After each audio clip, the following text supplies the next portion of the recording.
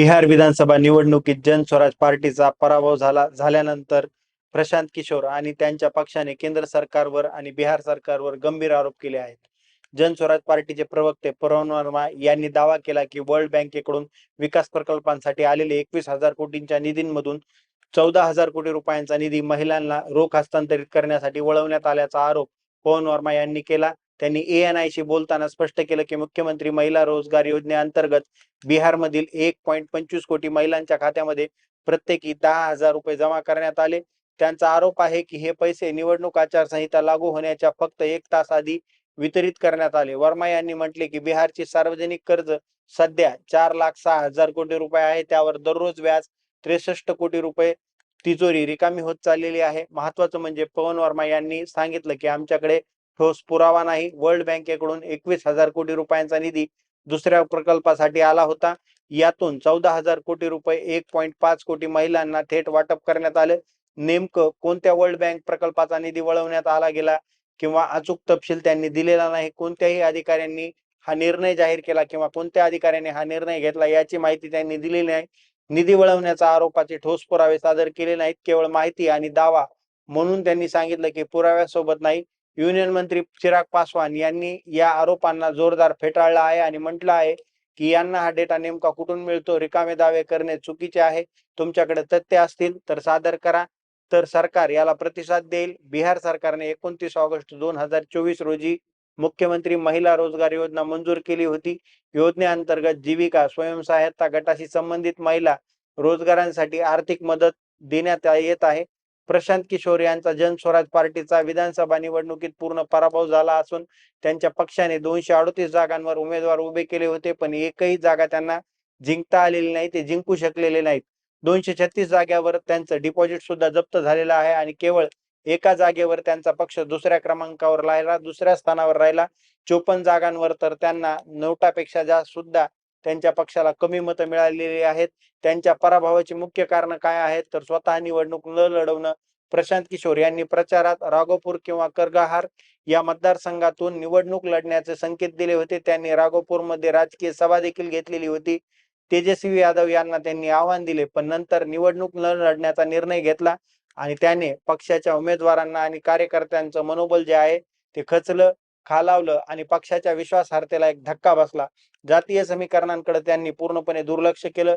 बिहारच्या राजकारणात जातीय समीकरणांकडे अत्यंत महत्त्व असतं, पण किशोर यांनी या वास्तवाकडे दुर्लक्ष केलं. राजकीय विश्लेषक अमिताभ तिवारी यांच्या मते तो जातीचा घटकांकडे दुर्लक्ष करू शकत नाही. म्हणजे त्यांनी प्रशांत किशोर यांना सांगितलं होतं, पण त्यांनी अत्यंत मागास EBC आणि मतदारांना प्रभावीपणे लक्ष केलं नाही.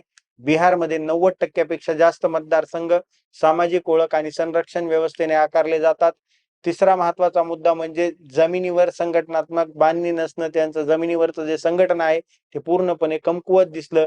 अरविंद केजरीवाल यांनी दिल्लीत आम आदमी पार्टी बांधताना मजबूत संघटनात्मक जाळं आणि स्वयंसेवकाची सेना तयार केली होती, पण जनस्वराज पक्ष सोशल मीडिया आणि प्रचारात व्यस्त राहिला, त्यावर अवलंबून राहिला. जमिनीवर कार्यकर्त्यांची मजबूत रचना नव्हती. पक्षाने नेते म्हणाले की आम्ही 243 जागांवर पोहोचण्याचा प्रयत्न केला, पण अनेक जागा आमच्या आवाक्या बाहेर होत्या. पराभवाचं चौथं कारण म्हणजे दारूबंदीच्या मुद्द्यावर त्यांनी घेतलेली चुकीची भूमिका. प्रशांत किशोर यांनी दारूबंदी तात्काळ उठवण्याचे आश्वासन दिलं होतं आणि म्हटलं होतं की सत्तेवर आल्यानंतर 1 तासात दारूबंदी संपवतील. बिहारमधील महिला मतदारांसाठी दारूबंदी ही अत्यंत भावनिक आणि सुरक्षेची निगडीत बाब आहे. लासेंटच्या अहवालानुसार बिहार दारूबंदीमुळे म्हणजे वर्षभरात तब्बल 21 लाख घरगुती हिंसाचाराच्या प्रकरणामध्ये घट झाली आहे. महिला मतदारांचे मताधिक्य जास्त असल्याने म्हणजे 100 पैकी 71.78% महिलांनी मतदान केलं, तर पुरुषांमध्ये 100 पैकी 62.98% महिला पुरुषांनी मतदान केलं. ही भूमिका किशोर यांना महागात पडली. अनुभवी नेतृत्व नसणे, पक्षात अनुभवी नेतृत्वाचा अभाव असणे आणि अनेक उमेदवार तरुण आणि अनुभवी नव्हते. त्यामुळे पक्षाच्या नेत्यांना सांगितलं की तिकीट वाटप झाल्यानंतर अनेक लोकांनी वचनबद्धतेनं काम सुद्धा केलं नाही. उमेदवारांना प्रचारासाठी पैसे खर्च करायचे नव्हते. अंतर्गत अस्थिरता. पक्षाने सुरुवातीला सर्व 243 जागांवर उमेदवार जाहीर केले होते, पण अखेरीस 238 जागांवर निवडणूक लढवली, कारण अनेक उमेदवारांनी माघार घेतली. किशोर यांनी आरोप केला की भाजपने त्यांच्या 3 उमेदवारांना दबाव देऊन माघार घेण्यास भाग पाडले, ज्यात अमित शहा आणि धर्मेंद्र प्रधान यांची नावे घेतली जातात. या अंतर्गत अस्थिरतेने संघटनेची नाजूकता उघड झाली. उच्च अपेक्षा आणि चुकीच्या भविष्यवाण्या त्यांनी केल्या. किशोर यांनी दावा केला होता की त्यांचा पक्ष आर्थवर असेल किंवा फर्शवर असेल, म्हणजे 10 पेक्षा कमी जागा किंवा 150 पेक्षा जास्त जागा ते जिंकतील असा दावा त्यांनी केलेला होता. त्यांनी असंही भाकीत केलं होतं की नितीश कुमार यांचा जेडीयू पक्ष जो आहे तो 25 जागापेक्षा जास्त जागा जिंकू शकणार नाही आणि नितीश कुमार पुन्हा मुख्यमंत्री होणार नाही. जेडीयूने 85 जागा जिंकल्या, त्यामुळे किशोर यांच्या सर्व भविष्यवाण्या, त्यांचे सर्व दावे खोटे ठरले. एनडीएचा प्रचंड विजय झाला. यावेळी वातावरण एनडीए गटाच्या पूर्णपणे बाजूनं होतं. राष्ट्रीय लोकशाही आघाडीने म्हणजेच एनडीएने 243 पैकी 202 जागा जिंकून प्रचंड बहुमत मिळवलं. भाजपने 89 जागा जिंकल्या, तर बिहारमधील सर्वात मोठा पक्ष भाजप झाला. तर नितीश कुमार यांनी त्यांच्या खालोखाल 85 जागा जिंकल्या.